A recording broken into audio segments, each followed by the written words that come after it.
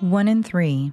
That's how many American men will face physical violence, sexual assault, or stalking by an intimate partner. 1 in 3 women worldwide will endure physical or sexual abuse, most often by someone they know. But domestic abuse isn't just bruises.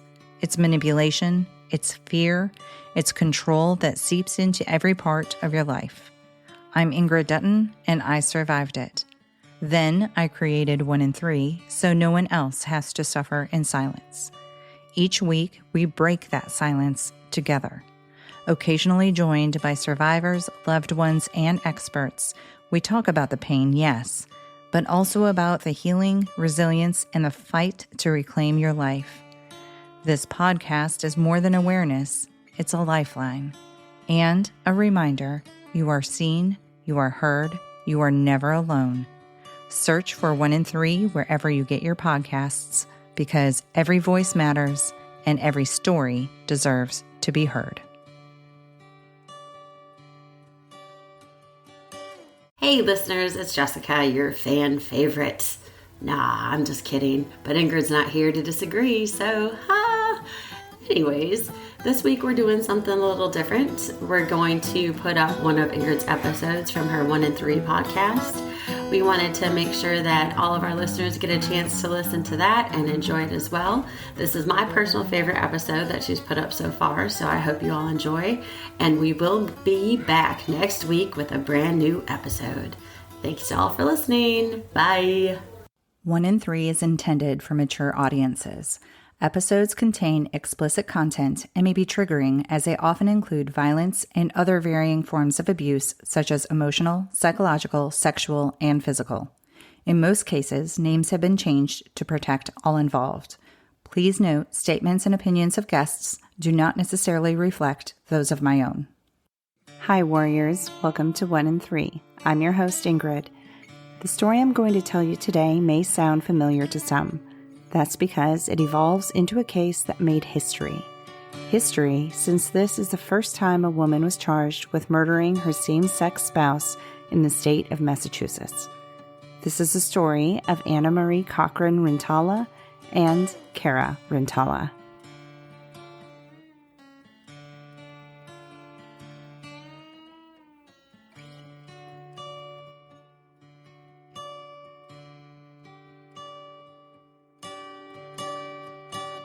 In my first episode, I explained how domestic violence affects everyone regardless of gender or sexuality. In just the few episodes since then, it has become quite clear how both men and women in heterosexual relationships are capable of being the victim or the abuser. The LGBTQ community is also largely affected and, in fact, faces additional difficulties. Intimate partner violence within this subgroup occurs at an equal amount, if not more, than the heterosexual subgroup. According to the National Coalition of Domestic Violence, 43.8% of lesbian women and 61.1% of bisexual women have experienced rape, physical violence, and/or stalking, compared to 35% of heterosexual women. Within their lifetime, 26% of gay men and 37.3% of bisexual men have experienced rape, physical violence, and/or stalking by an intimate partner, compared to 29% of heterosexual men. According to data from 2012, there were less than 5% of LGBTQ survivors who attempted to obtain orders of protection. I mentioned unique hurdles the LGBTQ community faces in dealing with domestic violence. I have to be honest, I didn't even think of this one. Threats to quote out their partner to family, jobs, public, etc. Of course, this specific concern could play a role in the victim's reluctancy to seek help. In addition to this, previous trauma from bullying or hate crimes may deter asking for help. And even beyond these obstacles, transgender victims have a higher likelihood of harassment, intimidation, and threats. Prejudice against or misunderstanding of the LGBTQ lifestyle may also hinder how cases are handled. And that brings me to today's story. Anna Marie was born in Springfield, Massachusetts on July 30th, 1972 to a large Irish-Italian family. She attended Catholic high school. and it was during her teenage years she unintentionally, quote, came out. One evening when she was 16 years old, she didn't come home on time. Now, this was 1988 and the age before cell phones. Her worried parents hopped in the car and drove around town to try and find her. As they cruised along the streets, they noticed her car in the parking lot of a seedy motel. Being the kind of parents who wanted to make sure she was okay, but also didn't want to see or confront what was behind that closed door, they asked Anna Marie's uncle, Pasquale Martin, or as Anna Marie called him, Uncle Pat, to check things out for them. Uncle Pat was more than happy to oblige. After informing the motel clerk there was an underage girl in one of the rooms, he was promptly given the key. He marched to the room, pounded on the door, and said, quote, Annie, come out right now and bring out whatever filthy bastard dragged you in there so I can tell him Uncle Pat says he's never going to lay a finger on you again. End quote. Anna Marie tried to tell her uncle it wasn't what he thought. He ignored her and promised not to punch the guy. Anna Marie came out of the room reluctantly. Uncle Pat was briefly puzzled as she held open the door for a girl to walk out. Yes, Anna Marie had a large Catholic family, but they all accepted her sexuality. Their acceptance, especially in the 80s, is a true testament of their love for her. But everyone loved Anne Marie. She was described as impulsive, boisterous, outgoing, and loud. She loved laughing, making people laugh, photography, scuba diving, Notre Dame football, and travel. She wore a bedazzled Michael Jackson glove when she was younger. And always near the center of attention at weddings, she was known to grab the microphone and sing Mambo Italiano. Her motto was live, laugh, love. Her love for people was evident as she worked toward and became an EMT. On cold nights, she would often bring blankets to the homeless and would even drive them to shelters. Given Anna Marie's larger-than-life personality, it's no wonder people were surprised when she began dating fellow paramedic Cochran Rintala. Kara was Anna Marie's 6-year senior. While much of Kara isn't known, she was described as aloof, quiet, and reserved. Her emotions were guarded and difficult to figure out, while Anna Marie wore her heart on her sleeve. The two met and fell in love in 2002.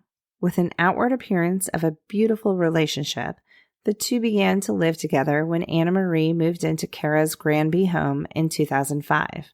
2 years later, they adopted a newborn infant and named her Brianna. Massachusetts was the first American state to legalize same-sex marriage in 2004. The pair traveled to Provincetown, therefore, to get married. Stable jobs and a growing family don't make a perfect marriage, though. Anna Marie, being impulsive, along with her love for travel and passion for photography, a potentially expensive hobby, began to quickly run up credit card debt. And that debt was substantial. Thousands of dollars. I read she had even reached a $20,000 balance on a credit card she had taken out in Kara's name. Naturally, with this amount of debt, the two began to argue about finances. If you recall, financial abuse is a form of domestic abuse. Financial abuse is when one incurs mutual debt at the opposition of the partner and or acquires debt without the other's knowledge. Kara objected to Anna Marie's reckless spending. If you're reluctant to call this abuse, it is at the very least a source of major stress. Physical violence, however, is undoubtedly domestic abuse. Anna Marie filed for a restraining order against Kara in September 2008 after Kara had hit her in the head with a spatula and her closed fist. Shortly after Anna Marie presented to file, Kara arrived. She attempted to tell her side of the story but was ultimately arrested for assaults and battery. Anna Marie, however, ended up dropping the charges. Less than a year, on May 12, 2009, 911 was called from the women's home. In the background, the dispatcher heard a woman screaming, "Just leave, just leave." Both women, however, informed police when they arrived that their daughter had accidentally called. That same day, Kara filed for divorce. 14 days later, on May 26, another call was made to 911. This time, it was clearly Kara who called. Through mumbled sobs, the dispatcher could only make out, "She was threatening to take my daughter from me. I'm being threatened. I can't get a hold of my lawyers. I need help." That very day, they each attempted to file restraining orders on each other. Judge John Payne listened patiently as Kara voiced concerns that Anna Marie would take away her livelihood, her home, and her daughter. She said, "I don't know what to do. I'm afraid. I'm afraid to be in my own house." Judge Payne, however, didn't grant a restraining order to either woman. He lectured the two on how they were raising their daughter in an abusive home, and he wasn't sure either one of them were stable enough to be the parents. He vowed to involve the Department of Children and Families if he ever saw them in his court again. The two women left and ultimately separated. In just the next month, Anna Marie began a relationship with a female police officer named Carla. That relationship took off quickly as Anna Marie moved into Carla's home in South Hadley in August. The romance ended just as quickly after Anna Marie had accumulated $10,000 on Carla's credit cards. Anna Marie left in November and moved back in with Kara. The two had reconciled and decided to work on their relationship.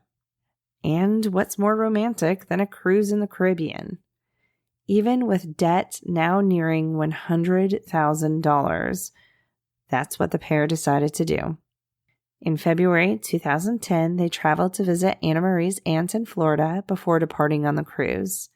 That aunt noticed the couple seemed icy toward each other.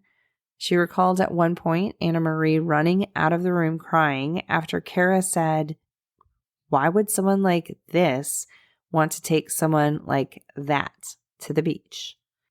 Now, at some point, each of the women developed friendships with men. For the most part, I found these relationships to be described as strictly platonic. However, a few sources hinted at a possibility of there being some sexual involvement. What is indisputably known was that Kara's male friend, Mike, had come over to visit on the evening of March 28, 2010, while Anna Marie was working overnight in Springfield. Kara texted Anna Marie to let her know Mike had come over with a six-pack. Immediately, Anna Marie became upset, texting in all caps, quote, "It is becoming very clear how you feel about me. I don't like feeling this way. You are my wife. I hate the relationship we have." Kara responded, quote, "Okay, you being over the top and crazy for no reason. It's okay. He's my friend. Period. Not doing anything wrong." Anna Marie replied, quote, "You are rude. I'm gonna leave. You don't give a shit. You are rude and disrespectful." Okay, yikes, right? What makes this conversation even more strange or even hypocritical was that Anna Marie had been messaging her male friend and colleague, Mark, to make plans for him to come over while Kara would be working an overnight just a few nights later. Despite Mark being married, he and Anne Marie had a very close relationship. So much so, Mark had given Anne Marie a credit card. She immediately ran it up to $7,000. Okay, so back to that night. Eventually, the argument over text had ended, as did Anna Marie's shift. She returned home after 8 a.m. Anna Marie wasn't able to catch up on sleep right away, though, because Kara was called in by the Ludlow Fire Department. But she was able to return home by 11 a.m. If you have ever worked overnight and have children, you can understand how difficult it can be to get adequate sleep when you get home. Kara decided she would take their 2-year-old out to run errands in order to allow Anna Marie to get some sleep. The mother and daughter left the house around 3 p.m. Their activities from there forward are quite detailed. It was raining that day, and they first stopped to see llamas in Ludlow. Afterward, they arrived at the Hollyoak Mall around 5 p.m. A surveillance camera caught Kara's pickup truck near the Target entrance. A laundry basket and red bag is noted in the back of the vehicle. Kara and Brianna hit up a few stores in the mall, during which time Kara sent multiple texts to Anna Marie. No reply was received. After the mall, Kara drove the two to McDonald's. They didn't order food, but Kara is seen on camera throwing some rags into a garbage can. The next stop was at a Stop and Shop supermarket. Still not receiving responses to her texts, Kara began calling Anna Marie, again without answer. The final stop was Burger King in Chicopee to get Brianna mac and cheese. The laundry basket and bag were still noted to be in the back of the truck. The two returned home in Granby around 7 p.m. Kara found Anna Marie lying on the floor of their basement. She immediately rushed Brianna to the neighbor's house and shouted to call 911. 3 minutes later, first responders arrived to find a clearly deceased Anna Marie cradled in the lap of a distraught Kara. There was shiny, pinkish-white paint everywhere.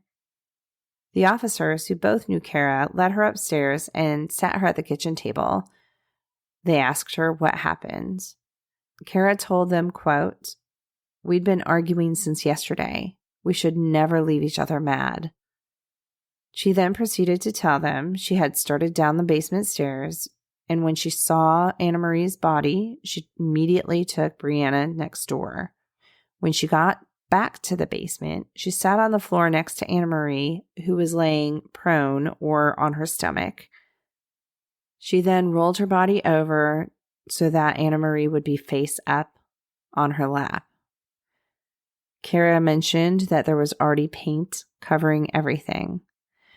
At that point, Kara said something strange, because nobody had suggested this could be anything other than an accident. What she said was, quote, "I understand I'm the number one suspect." Kara was eventually brought in by police for questioning. She was interviewed for 2.5 hours at the Granby station. She recalled the events of her afternoon with Brianna, but almost immediately she began complaining about her newly deceased wife. She mentioned Anna Marie was physically abusive, recklessly spent money, was loud, she had a temper, she was lazy, she was manipulative. Kara would interrupt herself and admit she felt terrible saying negative things about her, and she felt as if she was betraying Anna Marie. But then she returned to describing how Anna Marie would say hurtful and mean things. The autopsy later concluded the cause of death was homicide by strangulation. Extensive bruising was also noted throughout Anna Marie's body. The rags from the McDonald's trash can were collected and tested, as there was a faint blood stain noted. It was determined Anna Marie was a potential contributor. Kara was later indicted on October 19, 2011, which is 1.5 years later. Kara's first two trials in 2013 and 2014 were deemed mistrials due to a hung jury both times. Her third trial in 2016 resulted in a conviction. She was sentenced to life without the possibility of parole. In 2021, her conviction was overturned. The ruling was following further investigation of the prosecution's witness regarding timing of the paint drying. It was felt the expert didn't perform an actual study in order to determine what time the paint was spilled. $50,000 cash bail was posted in November 2021. Kara is now living with her parents and daughter, but she is to sit for her fourth trial in September of this year. Now, I left a lot of speculation and investigation details out because this is a domestic violence podcast, and the purpose of this episode is not to determine who killed Anna Marie. This is a story of a lesbian couple in which both partners displayed abusive behavior. Earlier, I alluded to the idea that because Anna Marie and Kara were lesbians, their situation may have been handled differently or with prejudice. Now, of course, this is pure speculation on my part, but I do feel that may have been the case. And let me tell you why I think that. Each woman had unsuccessfully attempted to file a restraining order on the other. So this would be more of a gender-based issue versus a same-sex couple. Perhaps the authorities involved failed to recognize women as potential threats to another. Let's also think about what would have happened if Kara were a man. Would there have been one, let alone two hung juries? Would there be persistence in the attempt to seal conviction going to 4 trials? We know the district attorney at the time of the murder was a female and a big supporter of same-sex marriage. Did she deliberately hold off on pursuing the case? Kara wasn't arrested until a new male district attorney was elected. There is a lot of controversy and speculation surrounding this case. But ultimately, it's a sad story of escalating domestic abuse, really from both partners. It may have even escalated into murder, but we won't know that result until later this year, at the earliest. Before I close, I want to say thank you to Ashley for adding the song Feel Like This by Ingrid Andress to our 1 in 3 playlist on Spotify. As always, links to sources used for this episode can be found in the show notes. I will be back next week with another story for you. Until then, have each other's back, stay strong, and always remember, you are not alone. Find more information, register as a guest, or leave a review by going to the website 1in3podcast.com. That's the number 1, IN, the number 3, podcast.com. Follow 1 in 3 on Instagram, Facebook, and Twitter at 1 in 3 podcast. To help me out, please remember to rate, review, and subscribe. 1 in 3 is a .5 Pinoy production. Music written and performed by Tim Crow.